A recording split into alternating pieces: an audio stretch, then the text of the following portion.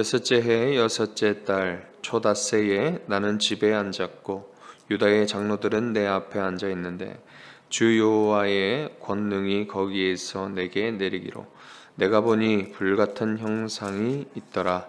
그 허리 아래의 모양은 불 같고 허리 위에는 광채가 나서 단새 같은데 그가 손 같은 것을 펴서 내 머리털 한 모씀을 잡으며 주의 영이 나를 들어 천지 사이로 올리시고 하나님의 환상 가운데에 나를 이끌어 예루살렘으로 가서 안뜰로 들어가는 북향한 문에 이르시니 거기에는 질투의 우상 곧 질투를 일어나게 하는 우상의 자리가 있는 곳이라. 이스라엘 하나님의 영광이 거기에 있는데 내가 들에서 본 모습과 같더라. 그가 내게 이르시되 인자야 이제 너는 눈을 들어 북쪽을 바라보라 하시기로 내가 눈을 들어 북쪽을 바라보니 제단문 어기 북쪽에 그 질투의 우상이 있더라. 그가 또 내게 이르시되 인자야 이스라엘 족속이 행하는 일을 보느냐. 그들이 여기에서 크게 가증한 일을 행하여 나로 내 성소를 멀리 떠나게 하느니라. 너는 다시 다른 큰 가증한 일을 보리라 하시더라. 그가 나를 이끌고 뜰문에 이르시기로 내가 본즉 담에 구멍이 있더라. 그가 내게 이르시되 인자야 너는 이 담을 헐라 하시기로 내가 그 담을 허니 한 문이 있더라. 또 내게 이르시되 들어가서 그들이 거기에서 행하는 가증하고 악한 일을 보라 하시기로 내가 들어가 보니 각양 곤충과 가증한 짐승과 이스라엘 족속의 모든 우상을 그 사방 벽에 그렸고 이스라엘 족속의 장로 중 70명이 그 앞에 섰으며 사반의 아들 야사냐도 그 가운데에 섰고 각기 손에 향로를 들었는데 향연이 구름같이 오르더라. 또 내게 이르시되 인자야 이스라엘 족속의 장로들이 각각 그 우상의 방한 어두운 가운데에서 행하는 것을 내가 보았느냐. 그들이 이르기를 여호와께서 우리를 보지 아니하시며 여호와께서 이 땅을 버리셨다 하느니라. 또 내게 이르시되 너는 다시 그들이 행하는 바 다른 큰 가증한 일을 보리라 하시더라. 그가 또 나를 데리고 여호와의 전으로 들어가는 북문에 이르시기로 보니 거기에 여인들이 앉아 단무스를 위하여 애곡하더라. 그가 또 내게 이르시되 인자야 내가 그것을 보았느냐. 너는 또 이보다 더 큰 가증한 일을 보리라 하시더라. 그가 또 나를 데리고 여호와의 성전 안뜰에 들어가시니라. 보라 여호와의 성전 문 곧 현관과 제단 사이에서 약 25명이 여호와의 성전을 등지고 낯을 동쪽으로 향하여 동쪽 태양에게 예배하더라. 또 내게 이르시되 인자야 내가 보았느냐. 유다 족속이 여기에서 행한 가증한 일을 적다 하겠느냐.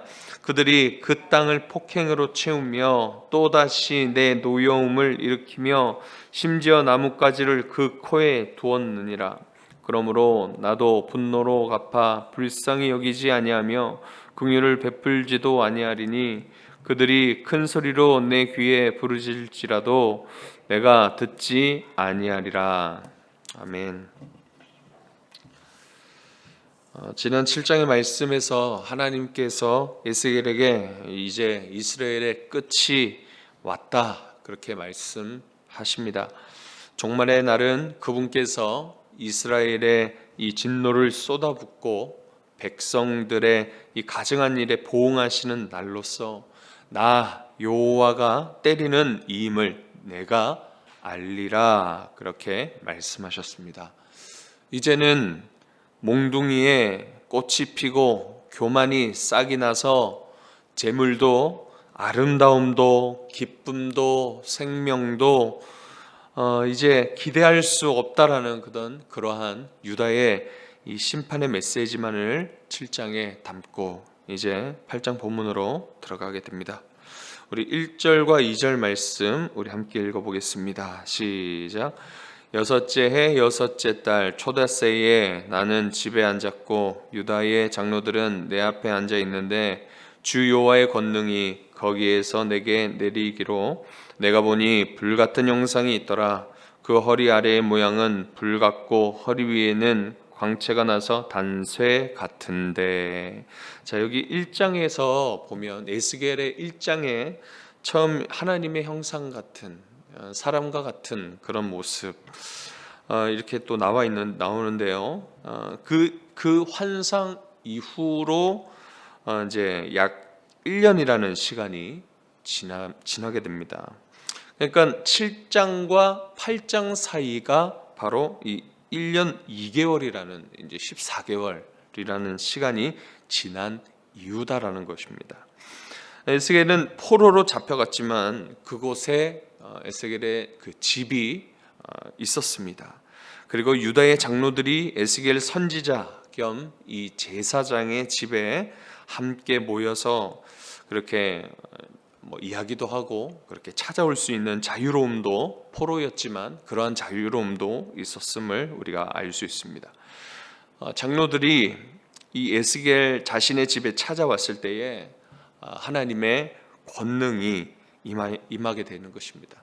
그래서 2절 보면 하나님을 뜻하는 불같은 형상이 여기 그렇게 표현하고 있는데, 자, 이것은 이 수많은 영어 성경이나 그리고 히브리 원어로도 이렇게 보면은요, 불같은 형상이라고가 아니라 사람 같은 형상으로 그렇게 표현하고 있습니다.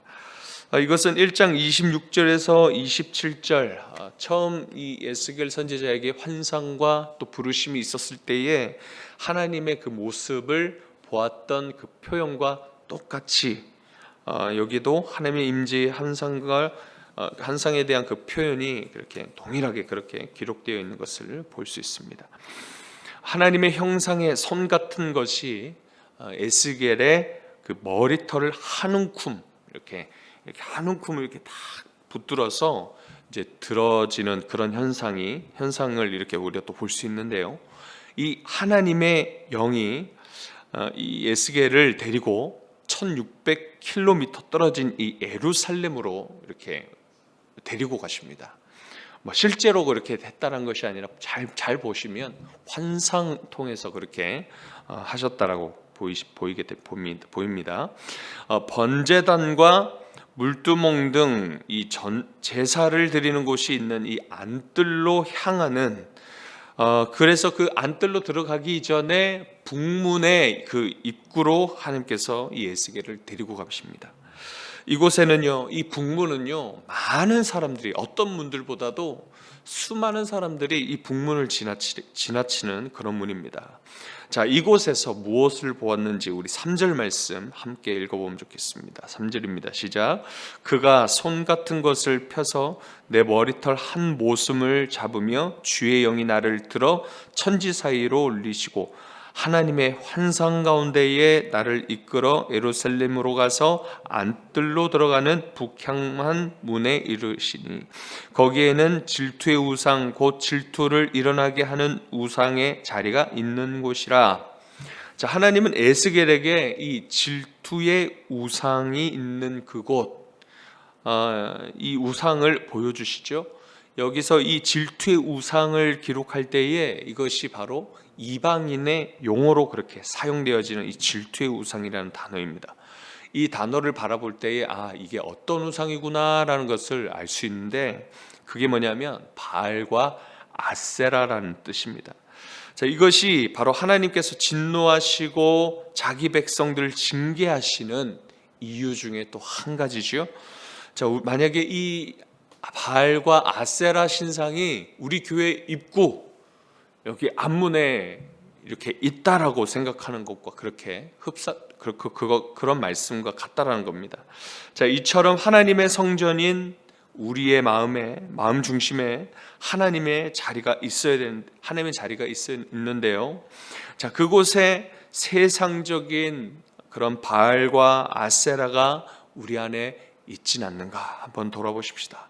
나의 욕심과 그리고 재물과 사람을 더 의지하고 명예를 따르는 것은 결코 하나님께서 기뻐하시지 않는 마음인 것입니다. 우리의 마음속에 하나님의 이 질투를 불러 일으킬 만한 것들을 제하여 끊어내 버려야 하지만 우리는 하나님의 그 끝없는 사랑 안에 거하고 하나님의 끝없는 도우심을 우리는 영원토록 받을 수 있음을 우리가 기억해야 될 것입니다. 자, 이제 5절에서 13절까지 말씀은요, 이 성전 안에 은밀한 곳에 하나님께서 에스겔을 데리고 가시는데요. 자, 그곳에 하나님께서 가증스럽고 분노하실 만한 것들로 가득 차 있음을 그렇게 알려주십니다. 그곳에서 이 가증한 것들을 보게 되지요. 자, 5절에 아까 이야기했던 이 제단 문허기 북쪽 입구에 질투의 우상 바알과 아세라 신상이 있었고, 그러면 이제 7절 뜰문 담에 이제 구멍이 나 있는 것을 하나님께서 보게 하십니다. 자, 그 구멍을 헐라고 하시죠. 그리고 그 문을 헐어버리죠, 에스겔이. 그 다음에 이 문이, 그 뒤에 문이 생겨 있는데 이 문 안에 들어가 보면 거기서 참 추악하고 행악하는 그런 일들이 그곳에서 보게 될 것이다라고 이렇게 말씀하십니다. 그래서 10절 11절 말씀을 우리 함께 읽어보겠습니다. 무엇이 있었습니까? 10절 11절 시작.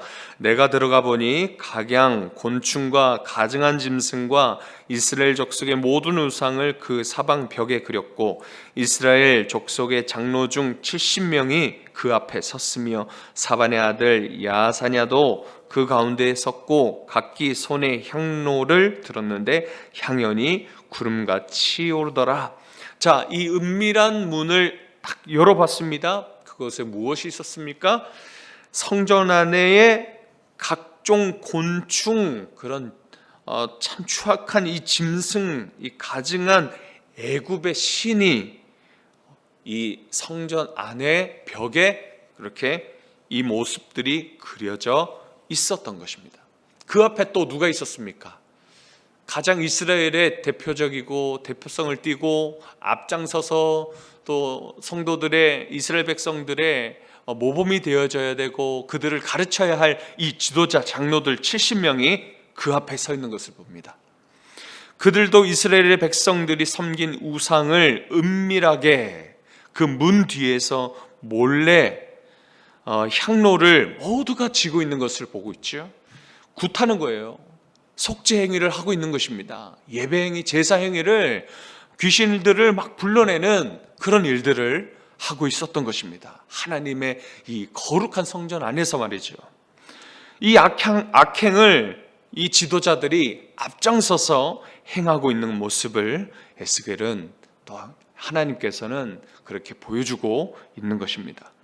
우리가 언제 하나님을 떠납니까? 내 뜻과 욕심이 채워지지 않을 때 그렇게 많이들 합니다.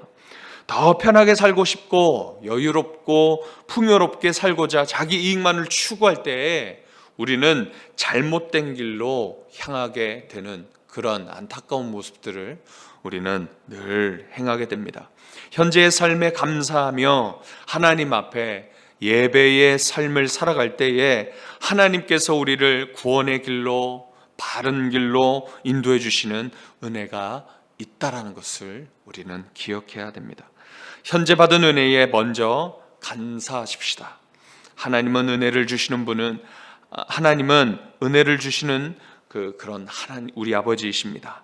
우리가 바라봐야 하는 것은 하나님이지 하나님의 손에 있는 그 선물이, 그것이 우리가 바라봐야 될 것이 아니에요. 그 선물을 가지려고 발버둥 치려고, 그리고 하나님 외에 다른 것을 품고 바라보는 그런 우리 자신을 바라볼 때에 이 얼마나 가증스럽게 보이는 것일까요? 이런 모습이 바로 오늘 이 말씀에 나오는 이스라엘 족속의 지도자들의 모습이었습니다. 이 70명의 장로들의 은밀한 곳에서 행해지는 우상 숭배였던 것입니다. 그들에게 우리 하나님은 이렇게 말씀하고 있습니다. 12절입니다. 12절 시작.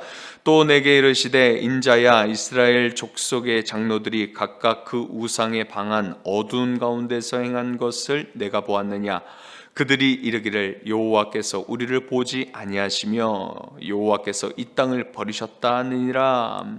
이스라엘을 징계할 수밖에 없는 이유를 하나님은 그들이 말하는 이 고백을 통해서, 그들이 모든 고백들을 들으시는 그 하나님은 이 장로들의 고백을 통해서 이 이스라엘을 징계할 수밖에 없다는 것에 대해서 말씀하고 있습니다. 하나님만 바라보십시다. 오직 하나님만 찾고 의지하며 오직 한 분, 그 하나님 한 분만 예배하는 삶으로 우리는 돌아가야 되는 것입니다. 말씀과 기도로 우리에게 은혜를 주시고 우리와 교제를 이어가길 원하시는 우리 하나님 아버지십니다. 이런 모습이 바로 하나님께서 우리에게 원하시는 예배의 모습, 그런 삶입니다. 오늘 주일 하루뿐만 아니라 월요일부터 토요일도 그렇게 살아가야 됩니다. 그럴 때 주시는 하나님의 은혜와 공급해 주심에 우리는 늘 감사하며 살고, 또 욕심 부리지 말고 그것을 통해서 곁길로 빠지지 않는 거룩한 주님의 성도들 되시길 간절히 소망합니다. 이제 하나님은 에스겔을 북문 입구로 다시 데리고 가십니다. 아까 그 질투의 우상들을 또 보여주십니다. 그리고 그곳에서 또 다른 더 가증스러운 모습을 보여주시는데 14절에 그리고 15절에 나오는 담무스라는 우상들의 앞에서 그렇게 울고 있는 여인들을 보여주십니다. 자, 여기 담무스라는 이 우상은 어떤 우상이냐면 주전 8세기와 7세기에 이 식물의 신으로 그렇게 알려져 있습니다. 이것은 시리아 그리고 팔레스틴에서 이렇게 넘어온 이 농경 사회의 풍요의 신입니다. 여기 이스라엘 여자들이 담무스를 위해서 울고 있는데, 자, 이것은 왜 울고 있었냐면 이 담무스 우상이 6월과 7월에 지하 세계로 내려가서 죽어 있는 그런 기간입니다. 봄이 되면 다시 이 신이 이제 다시 살아납니다. 그래서 그 죽은 그 기간 동안에 함께 슬퍼하면서 예식하고 있는 이 이스라엘의 참 추악한 그런 여인들의 모습들을 보고 있는 것입니다. 하나님과의 이루어가야 할 아주 거룩한 이 관계에는 전혀 관심은 없고 이 담무스 우상의 죽음만을 애곡하고 있는 안타까운 현실을 하나님은 에스겔에게 보여주고 있는 것입니다. 하나님께서 이보다 더 큰 가증한 일이 있다 그렇게 말씀하시면서 또 다른 곳으로 데리고 가십니다. 그것은 바로 또 성전 안뜰인데요. 자, 거기 누가 있었습니까? 그렇게 생각되어집니다. 25명의 사람이라고 되어 있는데 아마 제사장 레위인들이 아니었을까요? 우리 16절 말씀을 우리 함께 읽어봅니다. 16절입니다. 시작. 그가 또 나를 데리고 여호와의 성전 안뜰에 들어가시니라. 보라, 여호와의 성전 문 곧 현관과 제단 사이에서 약 25명이 여호와의 성전을 등지고 낯을 동쪽으로 향하여 동쪽 태양에게 예배하더라. 자, 여기 보시면요, 거의 이제 16절 하반절쯤에 보면 이들의 행위를 한번 보십시다. 자, 여기서 여호와의 성전 문 곧 현관과 제단 사이에서 약 25명이 무슨 짓을 하고 있습니까? 여호와의 성전을 등지고 그렇게 기록하고 있습니다. 이 하나님의 성전을 등지고 동쪽을 향해서, 그리고 법과 생명을 그렇게 지배하고 뜻하는 이 태양신을 향해서 예배하고 있는 모습, 바로 이들이 누구였습니까? 지도자 제사장들이었어요. 그리고 레위인들이었습니다. 17절에 이들이 또 무엇을 하고 있는지 보십시다. 나뭇가지를 코에 두었다라는 것은요, 이 나뭇가지가요, 이 고대 이 우상들에게 예배하는 한 모습, 제사의 한 형식 중에 한 모습인데, 이 나뭇가지가 남성의 생식기를 상징한다라고 이야기합니다. 그러니까 하나님 앞에서 영적인 그런 더러운 행위를, 그렇게 육체적인 그런 관계를 맺고 있었다는 것입니다. 영적인 더러운 모습을 하나님 앞에서 행하고 있었습니다. 이 더럽고 추악한 일을 하나님의 낫 앞에, 하나님의 성전을 등지고 우상을 숭배하고 있는 그런 꼴을 이 지도자 제사장들이, 레위인들이 행하고 있었다라는 겁니다. 이것으로 인해서 이스라엘을 향해 하나님의 분노가 일어나고 긍휼과 자비는 기대도 못하는 그런 안타까운 상황이 되어져 버린 것입니다. 백성들이나 장로나 여자나, 그리고 앞장서서 나아가야 하는 그런 제사장이나 하나님의 성전 안과 밖에 은밀한 곳에까지 이 우상들을, 수많은 참 많은 우상들이, 각각의 그 사람들이 믿고 있는 그런 우상들을 향해서 숭배하는 모습을 하나님은 이 환상을 통해 에스겔을 데리고 1600km나 되는 그 먼 거리까지 일부러 데리고 가셔서 이 이스라엘의 이 예루살렘 성전에서 일어나는 더럽고 추악한 실체를 보여주고 계신 것입니다. 이 예루살렘 성전이 오늘날 우리 교회의 모습들이 아니겠습니까? 우리의 성도들의 삶, 성전인 우리의 삶의 모습이 아니겠습니까? 겉으로 드러나 우상의 죽음을 슬퍼하고 있는 모습, 그리고 우리의 삶의 은밀한 곳에서 비밀스럽게 그렇게 우상 숭배하고 있는 그런 모습들, 하나님의 민낯 앞에서 하나님을 등지고 다른 신과 더러운 영적 사귐을 하고 있는 그런 모습, 이 모습이 우리의 참 처참한 인간의 본성을 낱낱이 보여주고 있는 것이 아니겠습니까? 오늘 말씀을 듣고 우리의 삶을 돌아보며 부끄러워해야 하는 것이 정상입니다. 아무렇지도 않는 것이 오히려 이상한 겁니다. 오늘이나 내일, 그리고 앞으로 저와 성도님들의 삶에 하나님의 도우심이 끝까지 필요하다라면, 하나님 앞에 이 음란한 우상 숭배하는 짓, 그리고 다른 마음을 품고 내 욕심을 챙기려는 마음, 서로 사랑하지 않고 껍데기로 사랑한다, 믿는다라고 하는 이 거짓된 신앙, 예배가 아닌 종교적인 행위가 우리 가운데 있지 않는지 한번 돌아보십시다. 하나님보다, 그리고 하나님의 손에 들려져 있는 선물에만 관심을 갖고 있지는 않는지, 나의 식물을 위해서, 풍요와 생명을 위해서, 사업의 번창과 건강을 위해서 하나님과 함께 섬기고 있는 두 마음을 다 내버려야 되는 것이에요. 오직 하나님 한 분만, 오직 믿음으로만 살아가는 하나님 기뻐하시는 예배자들, 우리 모든 성도님들 되시길 간절히 소망하고 축복합니다. 기도하겠습니다. 하나님 감사합니다. 남녀노소, 나이나 지위나 상관없이 우리 마음 한켠엔 모두가 우상을 지니고 살아가는 그런 죄인 같은 우리를 하나님의 택한 백성으로 삼아주신 은혜에 감사합니다.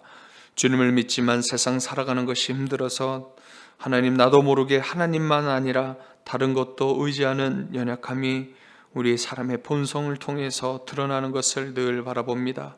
하나님, 이런 연약한 우리를 용서해 주시고 늘 하나님의 말씀을 보고 깨달아 돌아가는 은혜를 우리에게 허락하여 주시옵소서. 기도하는 이 시간 우리가 알아차리지 못한 우상들을 발견하는 은혜를 허락해 주시사, 그것이 사람이든지 강한 권력이든지 물질이든지 건강이든지 그 모든 것을 과감하게 버릴 수 있는 믿음을 허락해 주셔서 그렇게 함으로 하나님 한 분만을 택하며 살아가는 은혜가 우리의 삶에 있게 하여 주시옵소서.